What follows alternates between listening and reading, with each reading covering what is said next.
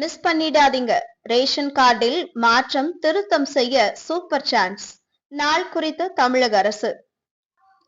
வணக்கம் செய்தி புனல் நேயர்களே. தமிழகத்தில் 1.54 லட்சம் புதிய ரேஷன் கார்டுகள் வழங்கப்படும் நிலையில் பெயர் முகவரி திருத்தங்களுக்கான சிறப்பு முகாம்கள் நடத்தப்படும்.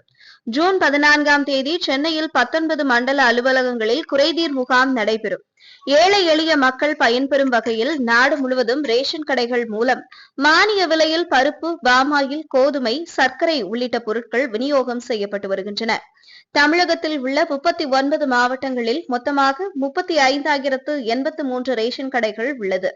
இந்த கடைகளில் 2,25,24,784 குடும்ப அட்டைகள் உள்ளன. தமிழ்நாட்டை பொறுத்தவரை அரிசி இலவசமாக வழங்கப்பட்டு வருகிறது. இதன் மூலம் 7 கோடிக்கும் மேற்பட்ட மக்கள் மானிய விலையில் உணவுப் பொருட்களை வாங்கி பயன்பெறுகின்றனர்.